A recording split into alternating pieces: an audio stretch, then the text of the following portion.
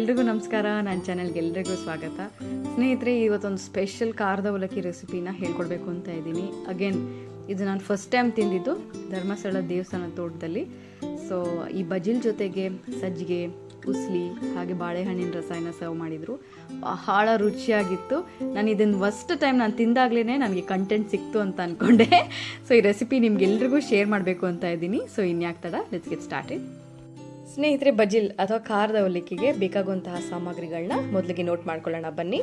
So ಮೊದಲಿಗೆ ನಾನು 2 ಕಪ್ಪಷ್ಟು ತೆಳು ಅವಲಕ್ಕಿ, ತಿನ್ ಪೋಹ ಅಥವಾ ಪೇಪರ್ ಅವಲಕ್ಕಿ ಅಂತ ಹೇಳ್ತಾರಲ್ಲ, ಅದನ್ನು ತಗೊಂಡಿದ್ದೀನಿ.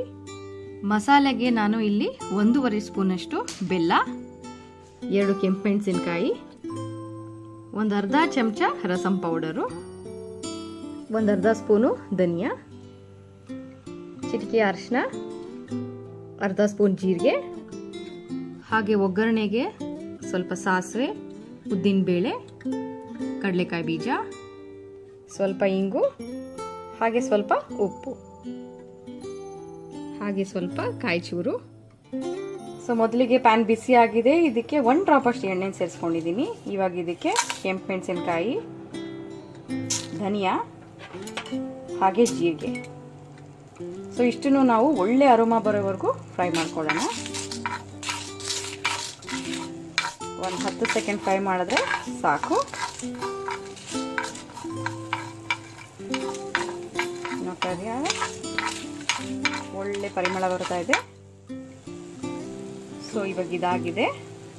ಸೊ ಸ್ನೇಹಿತರೆ, ನಾನೇನು ರೋಸ್ಟ್ ಮಾಡ್ಕೊಂಡಿದ್ದೀನೋ ಇವಾಗ ಮಿಕ್ಸಿಗೆ ಜಾರ್ಗೆ ಹಾಕೊಂಡಿದ್ದೀನಿ. ಇದಕ್ಕೆ ಸ್ವಲ್ಪ ಅರಿಶಿನ,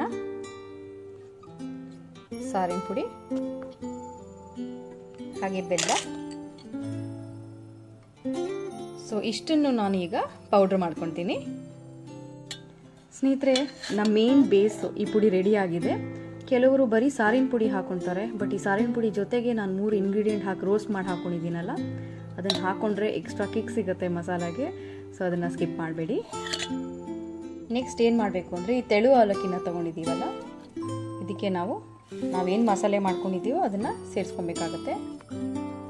ಇದಕ್ಕೆ ಈಗ ನಾವು ರುಚಿಗೆ ತಕ್ಕಷ್ಟು ಉಪ್ಪನ್ನು ಸೇರಿಸ್ಕೊಳ್ಳೋಣ,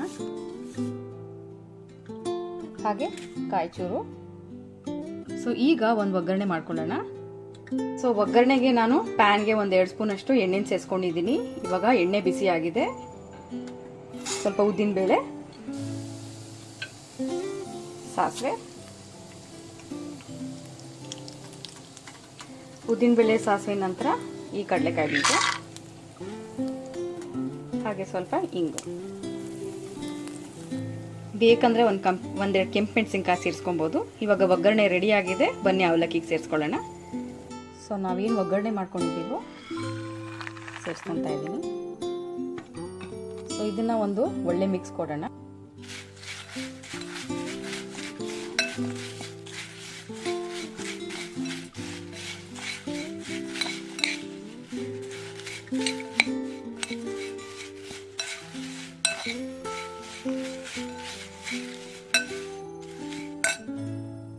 ಸೊ ಸ್ನೇಹಿತರೆ, ಒಂದೊಳ್ಳೆ ಮಿಕ್ಸ್ ಕೊಟ್ಟಿದ್ದೀನಿ. ಇವಾಗ ಸ್ವಲ್ಪ ಕೊತ್ತಂಬರಿ ಸೊಪ್ಪಿಂದ ಗಾರ್ನಿಷ್ ಮಾಡಿದ್ರೆ ನಮ್ಮ ಬಜಿಲ್ ಅಥವಾ ಖಾರದ ಅವಲಕ್ಕಿ ರೆಡಿ ಆಗುತ್ತೆ.